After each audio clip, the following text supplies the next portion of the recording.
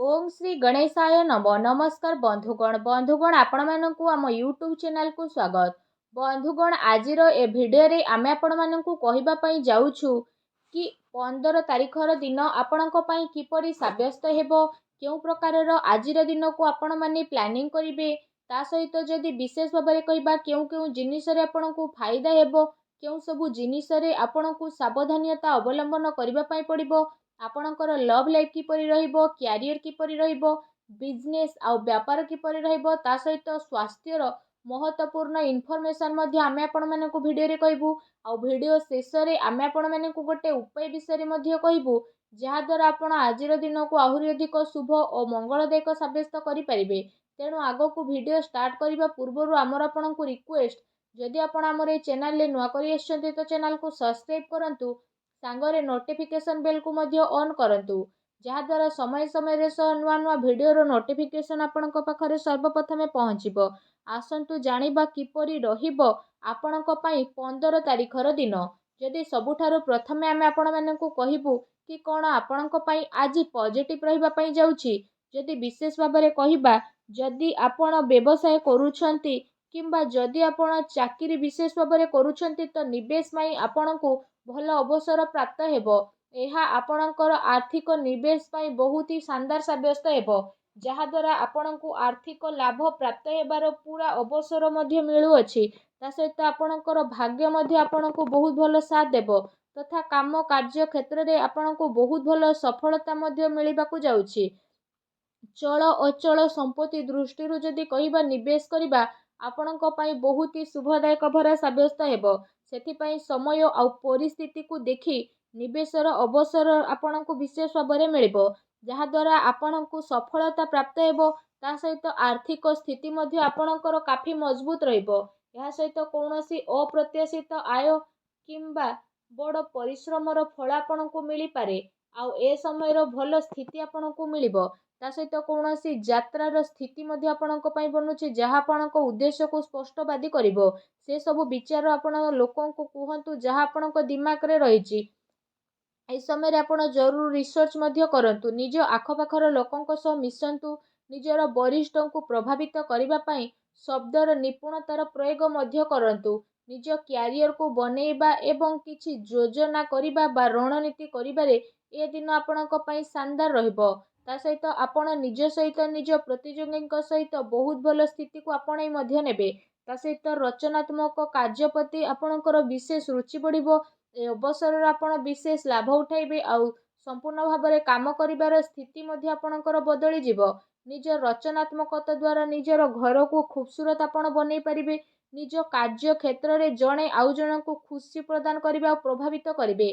कार्य क्षेत्र रे लाभर विशेष जोग बनुछि। आकस्मिक धन लाभर आपणको स्थिति आसी पारे। ता सहित आसंतु जानिबा आपणक पई कोन नेगेटिव रहिबो। जदि कहिबा घरेलू समस्या को दूर करिबारे आपणक घरेलू विकास संभव रहिछि, अन्यथा प्रॉब्लम आसी पारे। निजे निज उपरे भरोसा करंतु, तथा निजर घर परिवारर सदस्यंक उपरे भरोसा करंतु। कौनसी अन्य व्यक्तिंक उपरे भरोसा करंतु नाही। अनावश्यकतारे आपणको प्रॉब्लम आसी पारे। ता सहित पारिवारिक स्थिति चिंतापूर्ण हेबो, जहा द्वारा घरे खुशीर माहौल मध्ये विशेष भाबरे देखिबा पई मिलिबो। हेतिपई घर परिवारर आपसिक सामंजस्य बनै रखिबा पई ट्राई करंतु। जणे आउ जणक उपरे भरोसा करिके कौनसी भी कार्य को आपण भूल भाल करंतु नाही। निज दायित्वर पूर्ण प्रयास करिके माता पितांक सह संबंध मधुर बनै रखिबा पई ट्राई करंतु। एपरि व्यक्तिंक पाखकु जांतु जहांकु जरूरत रहिछि, जेमिति आपणकर भाई भौणी, माता पिता किंबा पड़ोसी, सेमानंकु शांति सुख प्रदान करंतु। ए समय रे सांसारिक आ व्यवहारिक मामला रे आपण ध्यान केंद्रित करिबार नुह, किंतु निजर दृष्टिकोण को बदलिबार रहिछि। आउ नुआ विचार को भाबिबार टाइम आसीछि। बहुत सारा लोक आपणकु केते सारा कथा कहि पारंती, जहा द्वारा आपणकर अधिकतर टाइम मल्टीटास्किंग रे मध्ये व्यतीत हेबो। बास एहा आपण करिके रखंतु, जहा आपण करिबा पई चेष्टा करूछेती, आ आपणकु शीघ्र ही सफलता मिलिबो। गोटे नुकसान मध्ये आपणकु मिली पारे, जहा आपणक परिवार को प्रभावित करिवो। तेणु सावधान रुहंतु। कार्यभारर जेहेतु अधिकता रहिबो, तो जरूरी काम को आपण समय सह मध्ये करि नेबे। सेथिपई क्रोधर मध्ये विशेष भाबरे अधिकता रहिबो। नकारात्मक विचार ठारू दूरेई रुहंतु। ଉଚ୍ଚ ଅଧିକାରୀଙ୍କ ଠାରୁ ବାଦ ବିବାଦ ରଖିବା ଠାରୁ ଦୂରେଇ ରୁହନ୍ତୁ। ଏହା ଆପଣଙ୍କ ପାଇଁ ବହୁତ ଭଲ ରହିବ। ଆସନ୍ତୁ ଜାଣିବା ଆପଣଙ୍କର ଲଭ୍ ଲାଇଫ୍ କିପରି ରହିବ। ଆପଣଙ୍କୁ ଆପଣଙ୍କର ପ୍ରେମ ଜୀବନରେ ସମ୍ଭାଳିକି ରଖିବାର ଆବଶ୍ୟକତା ରହିଛି। କାରଣ ଟିକେ ବି ବିବାଦ ଆପଣଙ୍କର ବଡ଼ ହୋଇପାରେ ଆଉ ତାର ପ୍ରଭାବ ଆପଣଙ୍କୁ ଆପଣଙ୍କ ପ୍ରେମ ଜୀବନରେ ନକାରାତ୍ମକ ରୂପରେ ମଧ୍ୟ ଆସିପାରେ। ତା ସହିତ ଆପଣଙ୍କର ପ୍ରେମ ପାଇବାରେ ମଧ୍ୟ ବିଶେଷ ଭାବରେ ସମ୍ଭାବନା ବନୁଛି। ଆଉ ଏମିତି ବ୍ୟକ୍ତି ଆପଣଙ୍କ ଜୀବନରେ ଆସିବେ ଯିଏ ଆପଣଙ୍କୁ ଗୋଟେ ସ୍ଥିତିକୁ ନେଇକି ଯିବେ ଆଉ ଫ୍ରେଣ୍ଡସ୍ ରୂପରେ ସେ ଆପଣଙ୍କର ସାଥ ପ୍ରଦାନ କରିବେ। ଏ ଦିନ ଆପଣଙ୍କର ପ୍ରେମ ଜୀବନ ପାଇଁ ବହୁତ ହି ଭଲ ଦିନ ବିଶେଷ ଭାବରେ ସାବ୍ୟସ୍ତ ହେବ। ଏ ଦିନରେ ଆପଣଙ୍କୁ ଅବଶ୍ୟ ହିଁ ଲାଭ ଉଠାଇବାର ଆବଶ୍ୟକତା ରହିଛି। ଆସନ୍ତୁ ଜାଣିବା ଏ ଦିନରେ ଆପଣଙ୍କର ବ୍ୟବସାୟିକ କ୍ୟାରିୟର କିପରି ରହିବ। ଏ ଦିନର ବ୍ୟବସାୟିକ ଗତିବିଧି ଆପଣଙ୍କର ସଫଳ ହେବ ଆଉ କାରବାରରେ ଧନ ଲାଭର ସ୍ଥିତି ମଧ୍ୟ ରହିବ। ପ୍ରପର୍ଟି ଆଉ ସେୟାର ବଜାରରେ ନିବେଶ କରିବା ଆପଣଙ୍କ ପାଇଁ ଲାଭଦାୟକ ସିଦ୍ଧ ହେବ। ଅନାବଶ୍ୟକ ଖର୍ଚ୍ଚର ବୃଦ୍ଧି ହେବ ଯାହାଦ୍ୱାରା ଆପଣଙ୍କୁ କଣ୍ଟ୍ରୋଲ କରିବା ପାଇଁ ପଡ଼ିବ। ତା ସହିତ ଚାକିରି କରୁଥିବା ବ୍ୟକ୍ତିବିଶେଷଙ୍କ ପାଇଁ ଆଜିର ଦିନ ବହୁତ ଭଲ ରହିବ। ବିଦ୍ୟାର୍ଥୀଙ୍କ ପାଇଁ ମଧ୍ୟ ଦିନ ମିଲାଜୁଲା ରହିବା ପାଇଁ ଯାଉଛି। ଆପଣଙ୍କ ପାଇଁ ଯଦି କହିବା କୌଣସି ନୂଆ ଯାତ୍ରାରେ ଯିବାର ବିଶେଷ ଭାବରେ ଯୋଗ ବନୁଛି। କୋର୍ଟ କଚେରୀ ସମ୍ବନ୍ଧିତ କୌଣସି ଭଲ ଖୁସି ଖବର ମଧ୍ୟ ଆପଣଙ୍କୁ ପ୍ରାପ୍ତ ହୋଇପାରେ। ତା ସହିତ ଯଦି ବିଶେଷ ଭାବରେ କହିବା ଯେଉଁ ଲୋକମାନେ ସରକାରୀ କ୍ଷେତ୍ରରେ ଚାକିରି କରୁଛନ୍ତି ତ ସେମାନଙ୍କୁ ଶୀଘ୍ର ହିଁ ସରକାରୀ ବାହନ ଅଥବା ଘରର ସୁଖ ମଧ୍ୟ ମିଳିପାରେ। ଆପଣ ଆପଣଙ୍କ ଆମଦାନୀରେ ବହୁତ ଭଲ ଲାଭ ମଧ୍ୟ ପ୍ରାପ୍ତ କରିବେ ଆଉ ଆଗକୁ ଆସୁଥିବା ଟାଇମରେ ଆପଣଙ୍କୁ ଶୁଭ ଫଳ ମିଳିବ। ସମୟ ଆପଣଙ୍କ ପାଇଁ ବହୁତ ହି ଅନୁକୂଳ ରହିବ ଆଉ ଆପଣଙ୍କୁ ସରକାରୀ କ୍ଷେତ୍ରରେ କାଫି ଫାଇଦା ମଧ୍ୟ ମିଳିବ। ଆପଣଙ୍କୁ ଆପଣଙ୍କ କାର୍ଯ୍ୟରେ ସ୍ୱୟଂ ଉପରେ ହିଁ ଲାଭବାନ ରହିବାକୁ ପଡ଼ିବ। ଅନ୍ୟ ଉପରେ ଆଦୌ ବି ଆପଣ ଆଶା କରନ୍ତୁ ନାହିଁ। ବେରୋଜଗାରଙ୍କ ପାଇଁ ରୋଜଗାର ଅବସର ମିଳିବ। ବ୍ୟାପାର ଧନ୍ଦାରେ ଭଲ ଲାଭର ସମ୍ଭାବନା ମଧ୍ୟ ବନୁଛି। କିନ୍ତୁ ଅନାବଶ୍ୟକ ଖର୍ଚ୍ଚରେ ଯେହେତୁ ଅଧିକତା ରହିବ ତେଣୁ ସାବଧାନ ରୁହନ୍ତୁ।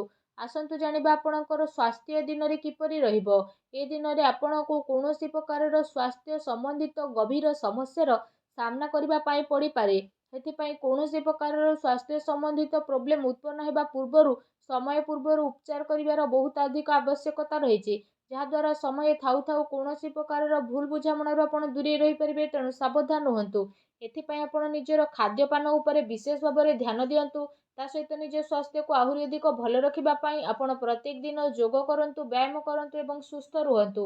ଆସନ୍ତୁ ଜାଣିବା ଆଜି ଆପଣଙ୍କ ପାଇଁ କ'ଣ ବିଶେଷ ଉପାୟ ରହିଛି।